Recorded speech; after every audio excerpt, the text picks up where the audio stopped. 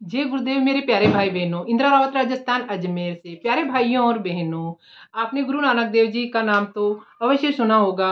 वो एक सच्चे सतगुरु थे। तो मेरे प्यारे भाइयों और बहनों, गुरु नानक देव जी के पास में दो शिष्य थे जो कि उनके साथ में अधिकतर जाया करते थे।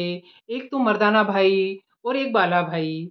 एक हिंदू थे तो दूसरे मुसलमान थे। तो एक बार जो मर्दाना भाई था, उन्होंने गुरु नानक देव जी के सामने अपनी इच्छा प्रकट की कि गुरुजी, मैं मक्का जाना चाहता हूँ, क्योंकि ऐसा कहा गया है कि जब तक कोई मुसलमान भाई मक्का की यात्रा नहीं कर लेता, वो सच्चा मुसलमान नहीं कहला सकता है।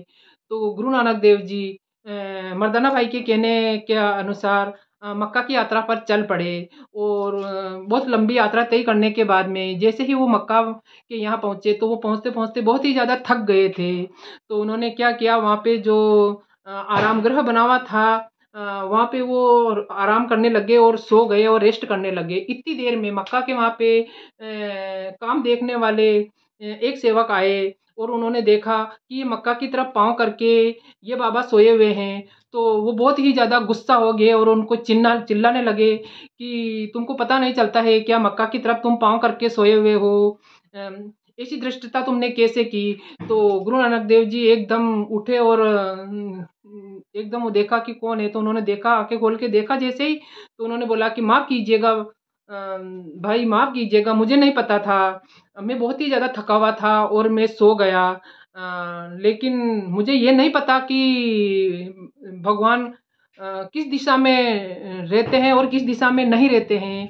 आप ही मेरे पाँवों को पकड़कर उस दिशा में कर दीजिए जिधर की भगवान नहीं है, या मक्का का मुंह जिस तरफ नहीं है। तो उन्होंने बोला कि चलो ठीक है। तो उन्होंने गुरु नानक देव जी के पाँव पकड़कर जैसे ही उनको घुमाने लगे और दूसरी दिशा में उनके पाँव किए, तो वो क्या देखते हैं कि मक्का भी उसी तरफ घूम गया है। तो ये देखकर उन्होंने सोचा कि कुछ गड़बड़ है। तो उन्होंने फिर उनके पाँव पकड़ के और दूसरी तरफ किए, तो मक्का उधर फिर घूम गई। तो जिधर देखो उधर ही मक्का का मुंह हो गया। तो उन्होंने सोचा कि ये साधारण इंसान नहीं हो सकते हैं, और उन्होंने उससे क्षमा मांग ली और उनको हाथ जोड़कर उनके सामने खड़े हो गए। तो गुरु नानक देव जी ने कहा कि ईश्वर किसी दिशाओं में वास नहीं करते हैं। ईश्वर तो हमेशा अपने भक्तों के दिलों में वास करते हैं। वो हर जगह व्याप्त होते हैं। ऐसा नहीं है कि वो इस दिशा में है या उस दिशा में है। ईश्वर तो चारों तरफ हर दिशा में और इंसानों के हृदय में निवास करते हैं। तो इन झूठे आडंबरों से हमें दूर हटना चाहिए और अपने दिलों के अंदर ईश्वर को मानकर उनकी पूजा अर्चना और उनके ऊपर विश्वास करना चाहिए। तो इस प्रकार की बातें सुनकर वो जो सेवक था, उनकी भी आंखें खुल गई और उनके पाँवों में झुक गए। तो ऐसे थे गुरु नानक जी, और ऐसी थी उनकी शिक्षाएं कि बाहरी आडंबरों को बिल्कुल भी नहीं मानते थे और दिलों के अंदर ही ईश्वर को मानते थे। तो मेरे प्यारे भाइयों और बहनों, आपको ये छोटी सी कहानी कैसी लगी? अच्छी लगी हो तो लाइक कमेंट और शेयर कीजिए। नया है तो मेरे चैनल को सब्सक्राइब कीजिए। जय गुरुदेव।